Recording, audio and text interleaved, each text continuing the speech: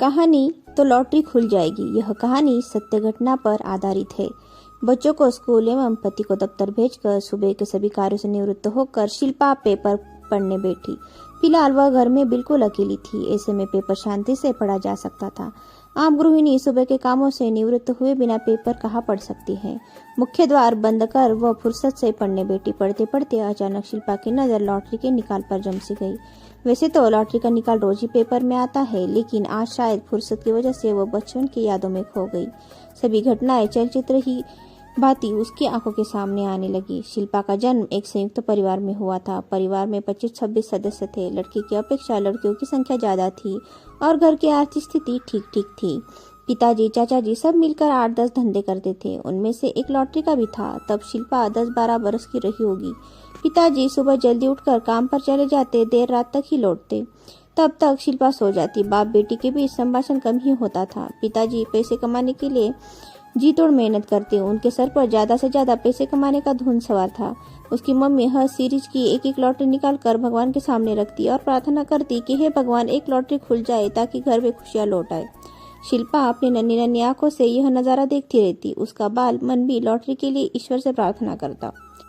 उसका घर हवेलीनुमा था। घर में बीच में चौक, चौक के आजू बाजू में पोर्च और पोर्च पर चौकी की तरफ से रेलिंग लगी थी। रेलिंग बहुत पुरानी थी, थोड़ा धक्का लगाने पर हिल जाती थी, मानो अभी टूट जाएगी। सभी बच्चों को रेलिंग के पास न खेलने की सख्त हिदायत थी। फिर भी बच्चे अनजाने खेलते खेलते अक्सर रेलिंग के टकरा ही जाते थे। जब लड़कियों में से कोई लड़की रेलिंग की टकराती तो चौक में जो बड़ा व्यक्ति खड़ा होता वह कहता, एक आधी लड़की नीचे आ जाओ, लॉटरी खुल जाएगी। यह वाक्य सुन सुनकर शिल्पा के मन में यह बात घर बैठी कि जब भी कोई लड़की ऊपर से गिरकर मर जाती है तो उस घर में लॉटरी खुलती है। छोटे से बाल मन को क्या पता था कि आज यदि कोई लड़की मर गई तो कल को दहेज की बचत होगी। उसे क्या मालूम कि आज यदि कोई लड़की ऊपर से गिरकर मर भी गई तो भी कोई लॉटरी नहीं खुलेगी। हाँ, भविष्य में लगने वाले दहेज की बचत होगी। शिल्पा हर वक्त सोचती रहती कि मम्मी हर वक्त भगवान से लॉटरी खुलाने के लिए प्रार्थना करती रहती है, लेकिन जब तक इस घर में कोई लड़की नहीं मरेगी तब तक लॉटरी कैसे खुलेगी। लॉटरी खुलने के लिए कम से कम एक लड़की का मरना जरूरी है।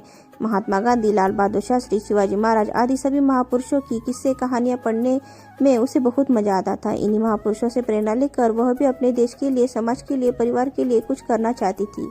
उसके मन में बार बार विचार आते, यदि मैं ऊपर से गिरकर मर गई तो मेरे घर में लॉटरी खुल जाएगी, मम्मी पापा की सब परेशानियां दूर हो जाएगी, भाई बहन, बुआ जी, चाचा जी सभी को और अच्छा खाने पहनने को मिलेगा। यदि सिर्फ मेरे अकेले मरने से इतने सारे लोगों को फायदा हो सकता है तो मुझे मरना क्यों नहीं चाहिए।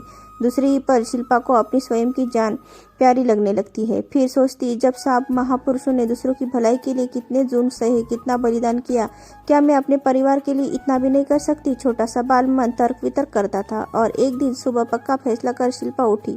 पूरा परिवार सो रहा था। सूरज भगवान ने अभी अपने दर्शन नहीं कराए थे। चारों ओर अंधेरा था। शिल्पा चुपके से उठी। हिम्मत से, आत्मविश्वास से, बलिदान की भावना से ओतप्रोत होके धीरे धीरे पोर्च की सीढ़ियों की तरफ बढ़ने लगी। पहली सीढ़ी पर पैर रखते ही छाती धक धक करने लगी, लेकिन उस वक्त मन में यह भावना प्रबल थी कि अपने परिवार के लिए कुछ काम आना है।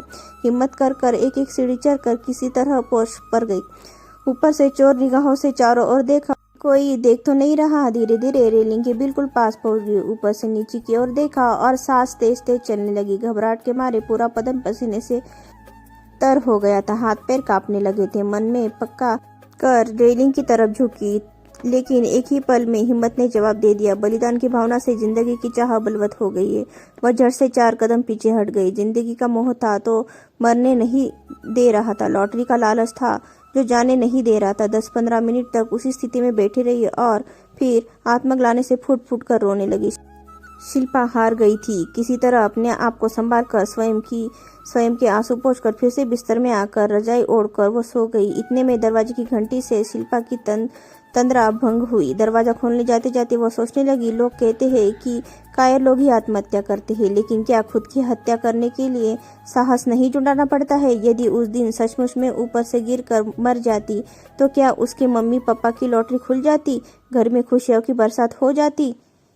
दोस्तों, आपको ये कहानी कैसे लगी हमें कमेंट करके ज़रूर बताइए और चैनल को सब्सक्राइब करना ना भूलें। Thank you.